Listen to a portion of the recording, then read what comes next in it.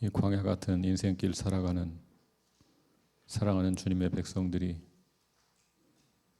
주님의 말씀을 생명의 양식으로 삼기 위해 이 자리에 모였습니다. 이 시간 마음을 열고 마음을 낮추고 주의 음성을 들을 때 주님 우리에게 찾아오셔서 말씀하여 주시옵소서. 주님의 말씀, 생명의 말씀으로 세상을 이기고 살아갈 수 있도록 인도하여 주시옵소서. 예수 그리스도의 이름으로 기도하옵나이다. 아멘. 우리 말씀 봉독하겠습니다. 민수기 11장 1절부터 9절입니다.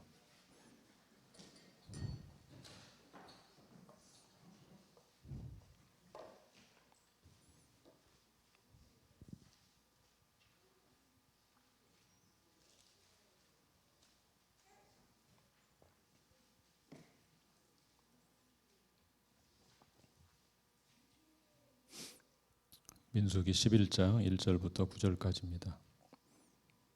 한 절씩 교독하겠습니다. 제가 먼저 읽겠습니다.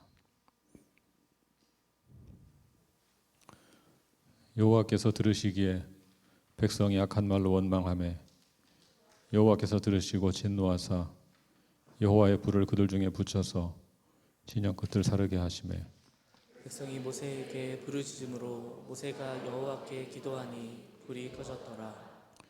그곳 이름을 다베라라 불렀으니 이는 여호와의 불이 그들 중에 붙은 까닭이었더라. 그들 중에 섞여 사는 다른 인종들이 탐욕을 품음에 이스라엘 자손도 다시 울며 이르되 누가 우리에게 고기를 주어 먹게 하랴. 우리가 애굽에 있을 때에는 값없이 생선과 오이와 참외와 부추와 파와 마늘들을 먹은 것이 생각나거늘 이제는 우리의 기력이 다하여 이 만나 외에는 보이는 것이 아무것도 없도다 하니 만나는 가시와 같고 모양은 진주와 같은 것이라. 백성이 두루 다니며 그것을 거두어 맷돌에 갈기도 하며 절구에 치기도 하고 가마에 삶기도 하여 과자를 만들었으니 맛이 기름 섞인 과자 맛 같았더라. 다 같이 밤에 이슬이 진영에 내릴 때 만나도 함께 내렸더라. 아멘. 자리에 앉으시겠습니다.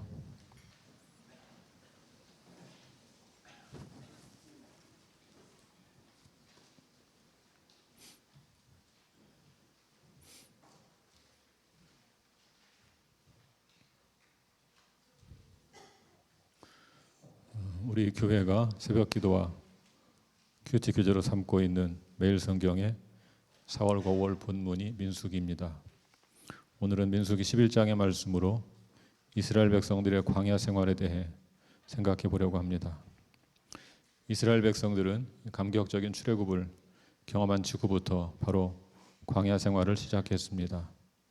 민수기는 이스라엘 백성들의 광야 생활을 다룬 책입니다.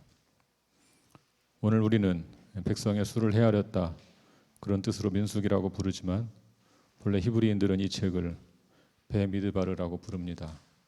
배는 전치사이고 미드바르는 광야라는 뜻입니다. 그래서 배 미드바르는 광야에서 그런 뜻입니다. 민수기는 한마디로 광야에서 벌어진 일들을 담고 있습니다. 오늘 본문은 민수기 11장입니다. 민수기 1장부터 10장에는 이스라엘 백성들이 불평하거나 원망했다는 기록이 전혀 나오지 않습니다. 그런데 11장에 오면 상황이 완전히 달라집니다. 이때는 이집트를 탈출한 지 약 1년 정도가 지났을 때입니다. 아마도 이스라엘 백성들은 광야 생활에 지친 것 같습니다.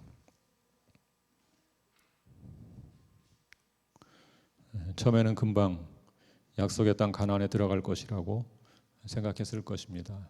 그러나 시간이 흐르면서 광야 생활이 점점 길어지자 불만이 생겼습니다. 급기야 이스라엘 백성들은 악한 말로 원망하기 시작했고 하나님은 그 원망을 들으셨습니다. 1절에는 여호와께서 들으셨다는 표현이 2번이나 나옵니다.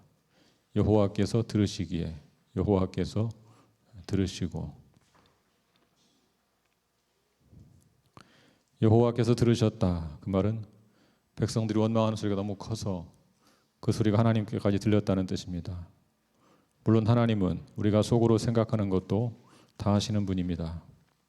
여호와께서 들으신다 이런 표현은 사람이 이해하기 쉽게 표현한 것입니다.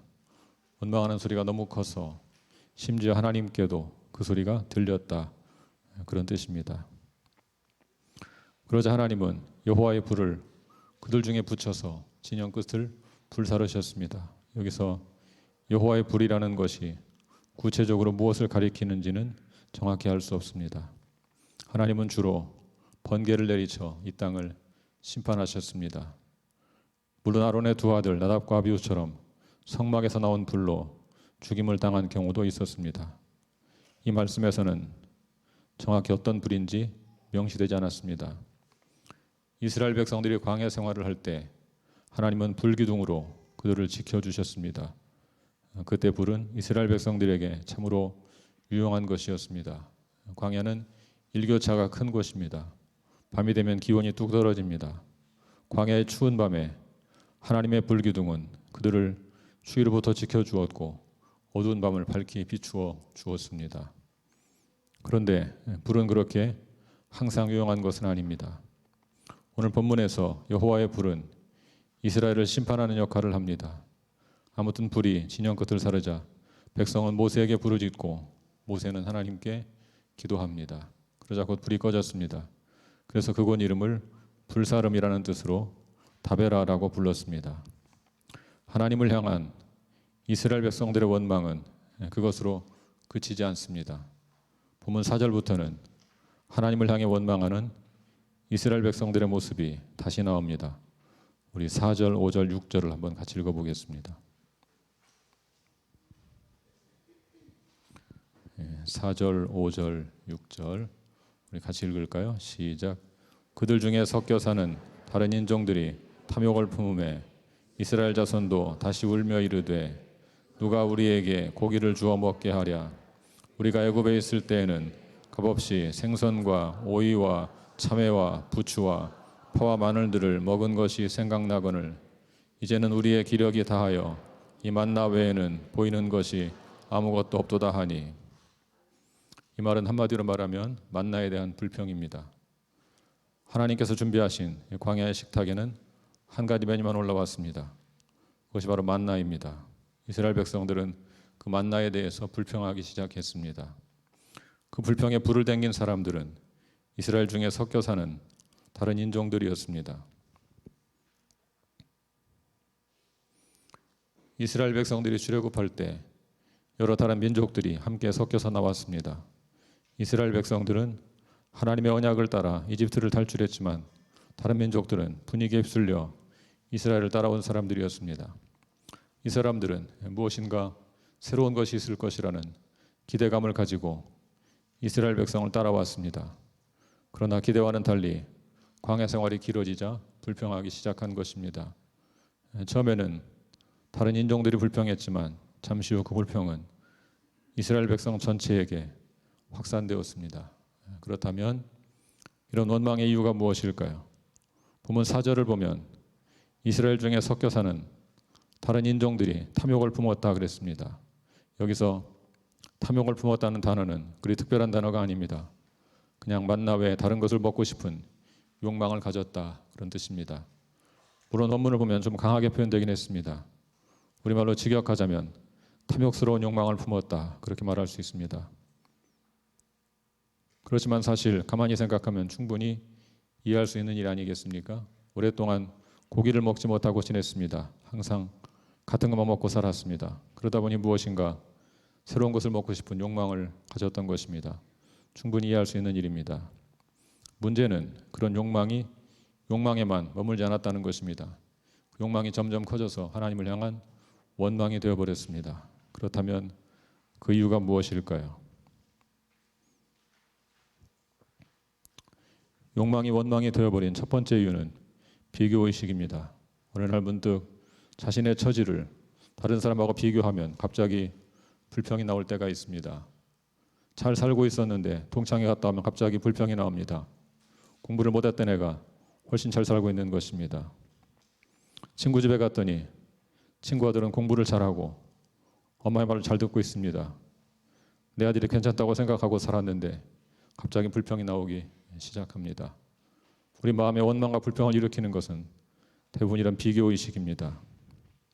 그런데 비교의식은 이런 식으로 남과 비교할 때만 벌어지는 것이 아닙니다. 때로는 자신의 과거와 비교하며 원망하고 불평하기도 합니다. 지금 이스라엘 백성들은 자신들의 과거와 비교하며 불평하고 있습니다. 5절을 같이 읽어볼까요?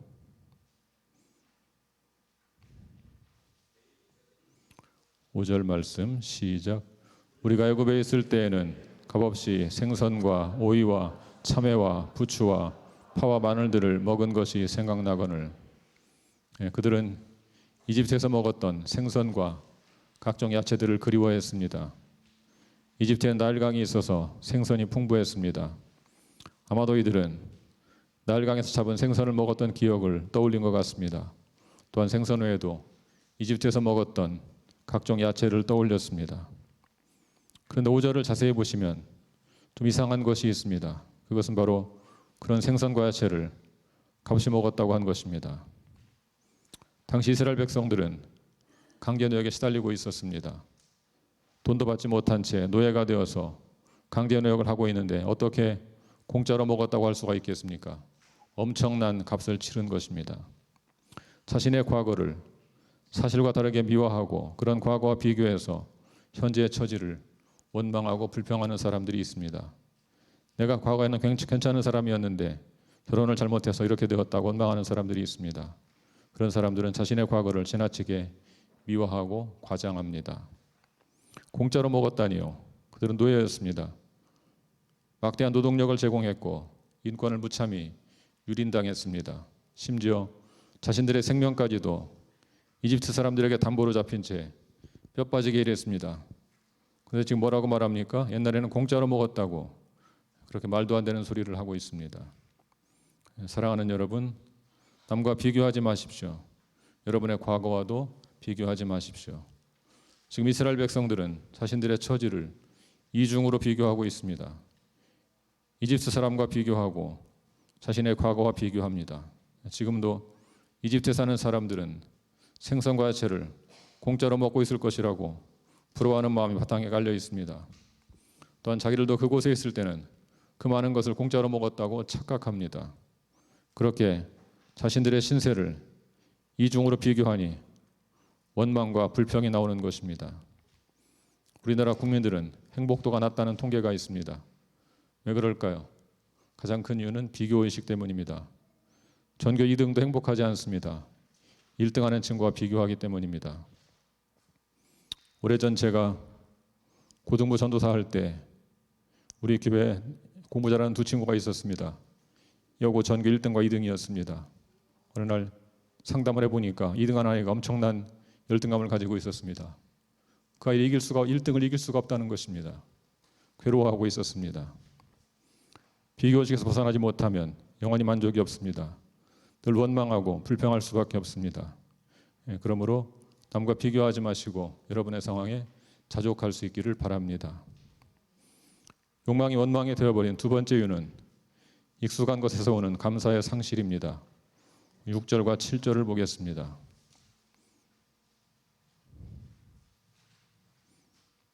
6절, 7절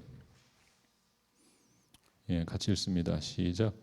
이제는 우리의 기력이 다하여 이 만나 외에는 보이는 것이 아무것도 없도다 하니 만나는 가시와 같고 모양은 진주와 같은 것이라. 이스라엘 백성들은 있는 것에 만족하지 못하고 없는 것을 그리워합니다.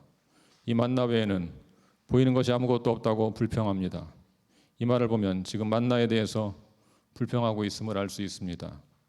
성경을 보면 만나에 대한 이스라엘 백성들의 반응은 세 단계를 거쳐서 변하고 있습니다. 첫 단계는 환상기입니다. 출애굽기 16장 14, 15절을 같이 보겠습니다.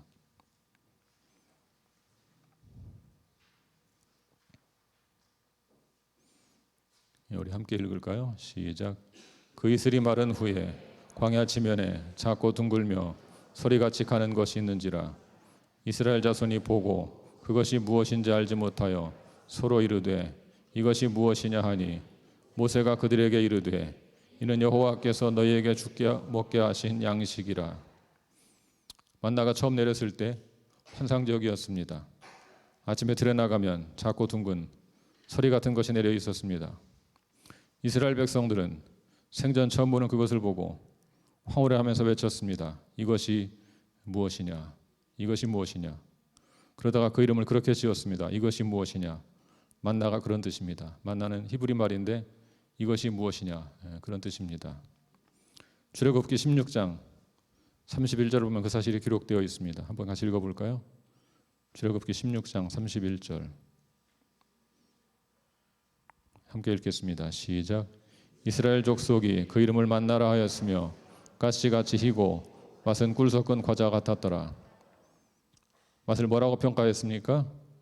꿀 섞은 과자 같았다 그랬죠. 우리가 맛있다는 말을 뭐라고 표현합니까? 꿀맛이다 그러지 않습니까? 꿀 섞은 과자 같았다.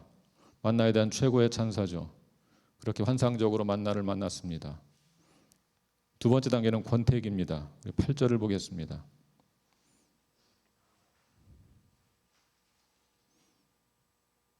8절 같이 읽습니다. 시작. 백성이 두루 다니며 그것을 거두어 맷돌에 갈기도 하며 절구에 찢기도 하고 가마에 삶기도 하여 과자를 만들었으니 그 맛이 기름 섞은 과자 맛 같았더라. 처음에는 환상적이었는데 계속 먹다 보니까 그냥 그렇습니다. 뭐라고 표현합니까? 기름 섞은 과자 맛 같았다. 좀 느끼하다. 그런 얘기겠죠. 좀 느끼하다. 처음에는 꿀맛이었는데 계속 먹으니까 느끼하다고 생각한 것입니다. 세 번째 단계는 환멸기입니다. 민수기 21장 5절을 보겠습니다.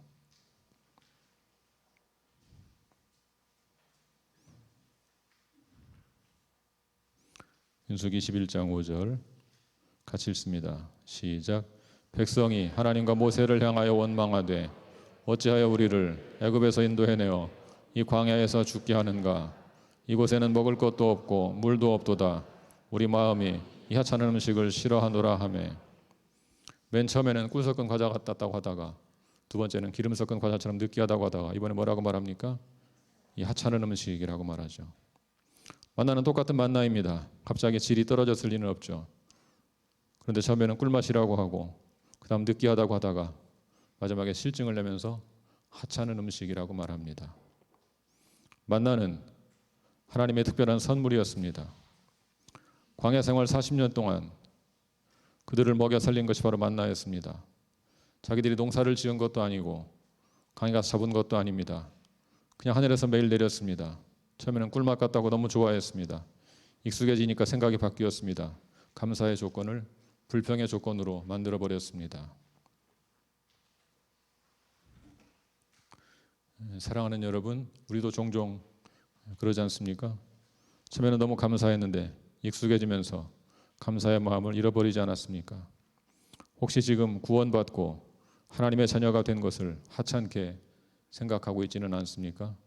지금 곁에 있는 남편, 나와 평생을 함께한 아내를 하찮게 생각하고 있지는 않습니까?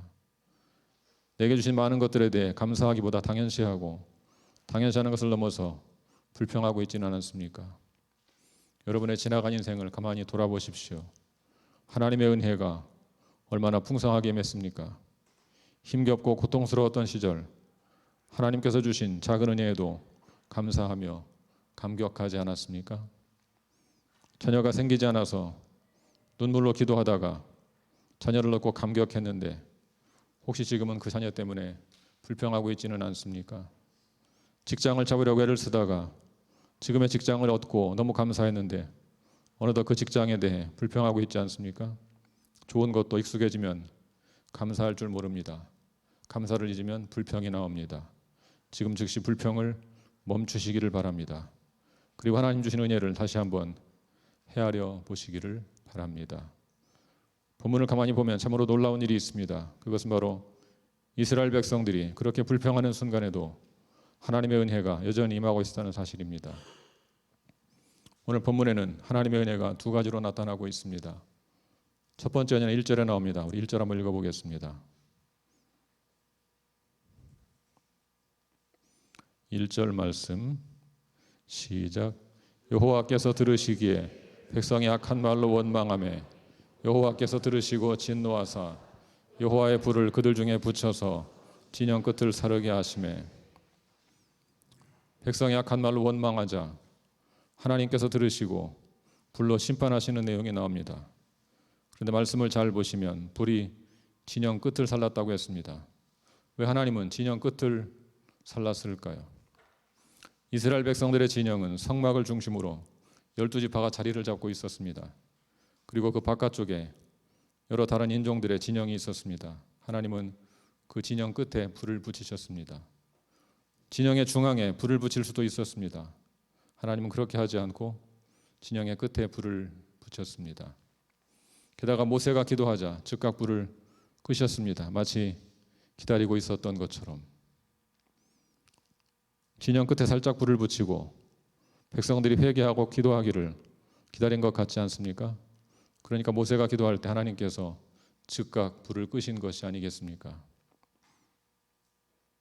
사실 하나님은 진영의 중간에 불을 붙이고 크게 태워버릴 수도 있었습니다.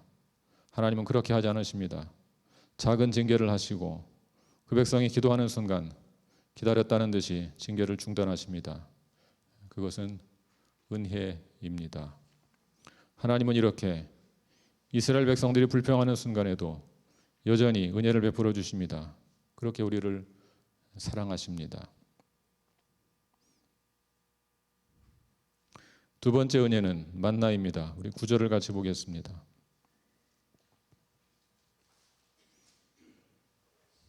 9절 말씀 시작. 밤에 이슬이 진영에 내릴 때 만나도 함께 내렸더라. 이스라엘 백성들은 지금 만나에 대해서 불평하고 있습니다. 그런 하나님은 그날도 여전히 만나를 내려주십니다. 우리 같으면 어떻게 하겠습니까? 만나에 대해서 불평해? 굶어 볼까? 그러지 않겠습니까? 하나님은 그렇게 하지 않습니다. 그토록 불평하고 원망하는데 하나님은 그날도 만나를 내려주십니다. 광야 생활 동안 만나가 멈춘 적은 하루도 없었습니다. 우리가 불평하고 원망하는 그 순간에도 하나님은 여전히 만나를 내려주십니다. 은혜를 부어주십니다. 자식이 부모를 원망하고 불평해도 부모는 여전히 자식에게 사랑을 쏟습니다. 엄마의 온갖 불평을 쏟아부어도 엄마는 그 못된 자식을 위해서 저녁을 준비합니다. 그것이 엄마의 마음이죠. 하나님의 마음입니다. 로마서 5장 8절을 같이 읽어보겠습니다. 로마서 5장 8절. 예, 우리 함께 읽겠습니다. 시작. 우리가 아직 죄인 되었을 때 그리스도께서 우리를 위하여 죽으심으로 하나님께서 우리에 대한 자기의 사랑을 확증하셨느니라. 하나님은 우리가 의인 되었을 때 그리스도를 죽게 하신 것이 아닙니다. 우리가 아직 죄인 되었을 때 바로 죄인 된 우리에게 그 크신 은혜를 베풀어 주셨습니다. 인간의 불평 중에도 하나님의 은혜는 계속 임하고 있습니다.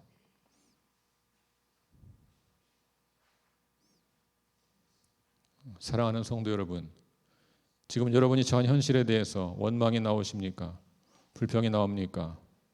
내 현실을 원망하는 것은 곧 하나님을 원망하는 것임을 잊지 않기를 바랍니다. 내게 주어진 것들 때문에 불평한다면 그것은 곧 그것을 내게 허락하신 하나님을 원망하는 것임을 잊지 마십시오. 여러분이 불평하고 원망하는 그 순간에도 하나님의 은혜는 여전히 임하고 있다는 사실을 기억하시기 바랍니다. 동시에 또 한 가지 생각하실 것이 있습니다. 불평 중에도 은혜가 임한다고 해서 계속 불평해도 괜찮은 것은 아닙니다. 하나님이 원하시는 것은 우리가 하나님의 은혜를 감사한 마음으로 받는 것입니다. 불평 가운데 많은 은혜가 아니라 감사 가운데 많은 하나님의 크고 풍성한 은혜를 받으시기를 축복합니다. 이 시간 여러분 자신의 모습을 가만히 돌아보시기 바랍니다. 지금 우리는 광야 같은 세상을 살고 있습니다. 광야 같은 세상에 살다 보면 여러 가지 어려운 일들을 만납니다. 광야는 낮에는 덥고 밤에는 추운 곳입니다. 먹을 것도 별로 없습니다. 사나운 짐승도 있습니다. 이스라엘 백성들은 그런 광야를 지나가고 있습니다. 그런데 그런 그들에게 하나님의 은혜가 임하기 시작했습니다. 하늘에서 매일 만나가 내린 것입니다. 처음에는 너무 감격했습니다. 그런데 시간이 흐르면서 그 감사의 조건에 익숙해지기 시작했습니다.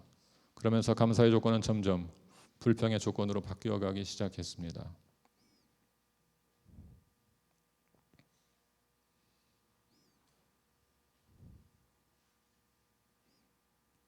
사랑하는 여러분, 여러분 어떠십니까? 혹시 지금 광야 같은 세상을 살고 있지는 않습니까? 광야 같은 인생길 걷느라 얼마나 힘들고 어려우십니까? 심음과 거둠과 추위와 더위와 여름과 겨울과 낮과 밤이 쉬지 않는 인생길 사는 얼마나 고단하십니까? 사나운 짐승이 덮치는 것 같은 인생의 고난이 여러분의 삶을 덮치기도 하지 않았습니까? 그만 세월을 어떻게 견디셨습니까? 그런 고통스러운 순간에도 여전히 많은 만나 때문에 지금까지 견뎌오지 않았습니까? 마치 하나님이 안 계신 것처럼 고통스러웠는데 지나고 보니 하나님은 여전히 고통의 한가운데서 나와 함께 하시고 은혜를 내려 주셨습니다. 그렇지 않습니까? 사랑하는 성도 여러분, 이제 하나님의 그 은혜를 감사함으로 받아들일 수 있기를 바랍니다. 더 이상 감사의 조건을 불평의 조건으로 바꾸지 마십시오. 매일 많은 그 은혜, 일상에서 매일 매 순간이 많은 그 은혜를 인하여 하나님께 감사하시기 바랍니다. 내 삶을 이끄시고 나를 구원하신 그 특별한 은총을 인하여 하나님께 감사할 수 있기를 바랍니다. 날마다 내게 베풀어 주시는 그 일상의 은총을 인하여 하나님께 감사하시기를 바랍니다. 그럴 때 우리도 다윗의 고백을 드릴 수가 있을 것입니다. 내가 사망의 묻지만 골짜기로 다닐지라도 해를 두려워하지 않을 것은 주께서 나와 함께 하심이라. 주의 지팡이와 막대기가 나를 안위하시나이다. 이 고백이 우리 모두의 고백이 될 수 있기를 주님의 이름으로 간절히 축원합니다. 같이 기도하겠습니다.